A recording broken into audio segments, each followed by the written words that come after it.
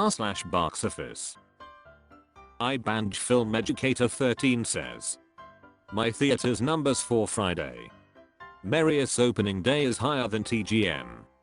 Parents settle for Air and D&D when sold out of Mario. See text in comment. Included photo.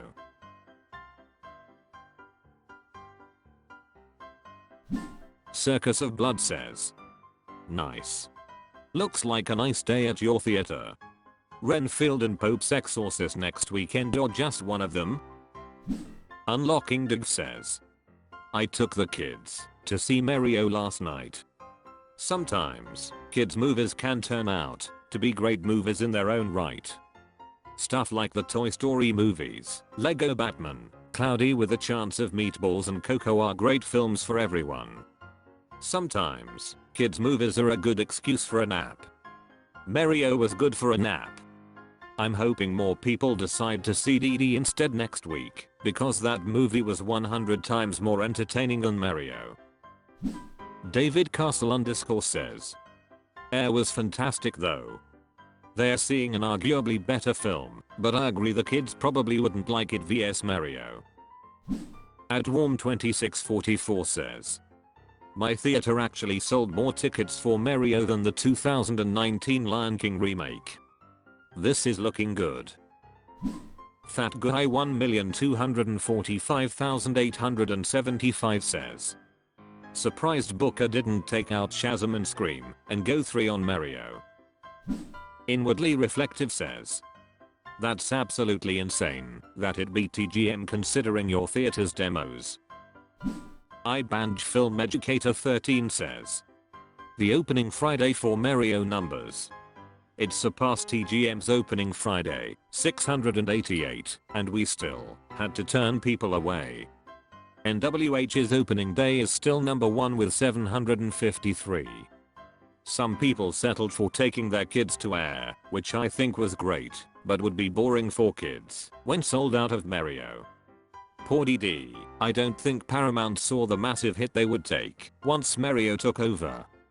Here are some comparisons. Avatar 2, 341, 620 on December 26th. Black Panther 2, 617 Thor Love and Thunder, 511 TGM, 688 Doctor Strange 2, 596 Spider-Man No Way Home, 753, 2023 openings, but different demos, 84 Brady, 323 Man Called Otto, 443.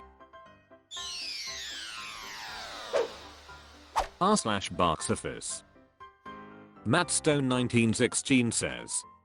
Can people here stop naming marketing as every reason of every failure? I browse this sub semi-frequently. If I had a brick for every time someone said, the marketing failed this film, I could build a replica of half the US. Doesn't matter what the film or the context, half the thread is always dedicated to how terrible the trailer/poster was, or how little material the person saw before the film hit theaters, no matter how broadly the film was actually marketed. Think critically, broaden your perspective, and for the love of God stop spamming marketing for a film's failures. There are a host of potential other reasons an audience doesn't want to see a movie. Lemming Practice says. I mean, the reality is that all people know about an unreleased film is what they see through the marketing. If a film can't open well, then yeah, the marketing didn't do its job. _as says. Or bad timing like DD. The stupidest excuse for a flop. Edgeowl_ says. A lot of people still claim that COVID is a primary reason for films underperforming. Lol, nobody go to the theater, it's all streaming from home now. Theater dead. I have no reason to go to theater, like bruh. Just because you're a shut-in doesn't mean other people are. Top Gun and Avatar proved that if there is a big enough blockbuster, people will still go see it. Skullgrave84 says. A bad trailer or bad marketing campaign can unsell me on a movie so quickly. Crimson_Cape says. Someone tell this to Scream 4 fans. Redditors have been doing some major revisionist history on why this movie underperformed at the box office.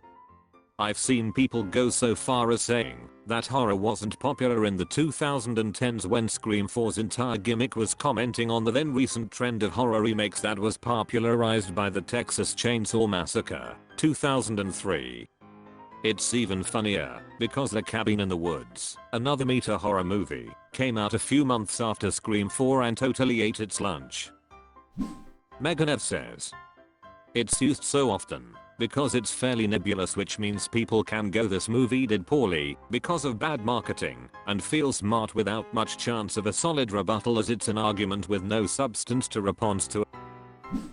Pioneers to K says, marketing can't save a bad movie. Spin Survey says, Shazam 2 and Dungeons Dragons had decent marketing, nothing of which that world put folks off seeing them.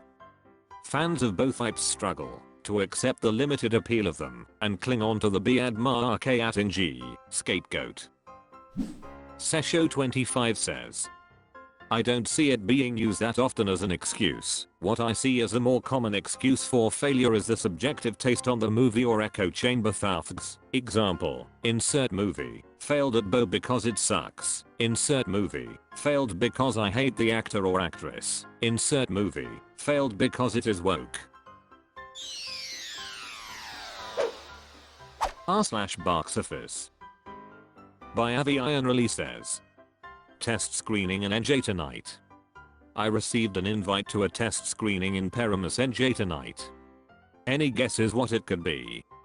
They asked if I've seen Top Gun Maverick, Love Thunder, The Batman, Wakanda Forever, Fast 9, Jason Bourne, Mission Impossible, Fallout, War for the Planet of the Apes. Description below, upcoming summer action thriller from a major movie studio. Not yet rated, but expected to be PG-13. Ages 13 to 59. Updated was Mission Impossible, Dead Reckoning Part 1. They called it a work in progress, but honestly aside from a few green screen touch-ups and some wire removal it looked pretty finished to me. Out of respect to the filmmakers I won't spoil anything. I will say I loved it. 3 hours long, and never felt boring. Twisty plot, great acting, amazing stunt work, beautiful locations. Ends on a perfect cliffhanger. Director Christopher McQuarrie was in attendance sitting in the back. He slipped out before it was over. They gave out cell phones at the end to give your thoughts on the movie. We were not chosen to stick around for the focus group, unfortunately. Sorry for the random thoughts. I'm still processing. Silver Royce says, what demo questions are you asked? Circus of Blood says, Beast Wars? Helpful Noob says, how do you get into these test screenings? Darfire G says, Mission Impossible or maybe Transformers. William Emerson says, if I had to guess it would be either Mission Impossible 7 or Fast X. Maybe it's Meg 2. Administrative Laugh 2 says, Fast X or Mission Impossible probably. Juliska 9 says, at what time is the screening? Op. Crisis Teen Hyper says, I'm guessing it's Fast X. Potter Tower Gemma Dude says, I'm 99% confident it's M. I Doctor and I'm 100% jealous of you.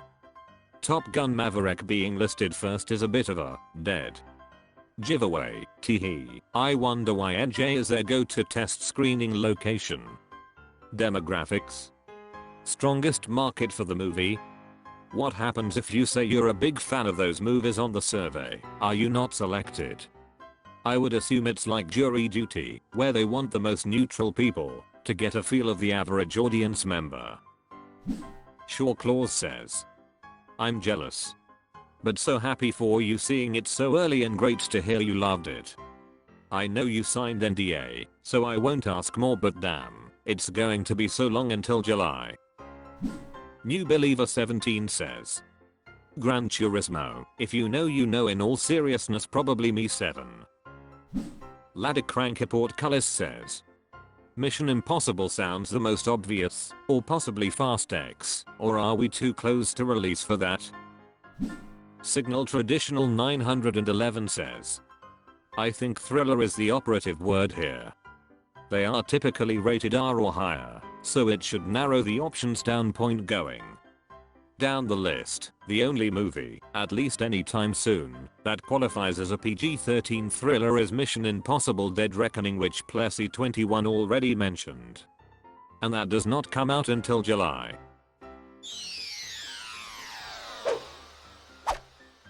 That's all for this video. Was it good? I know not, for I'm a robot. Thank you for watching.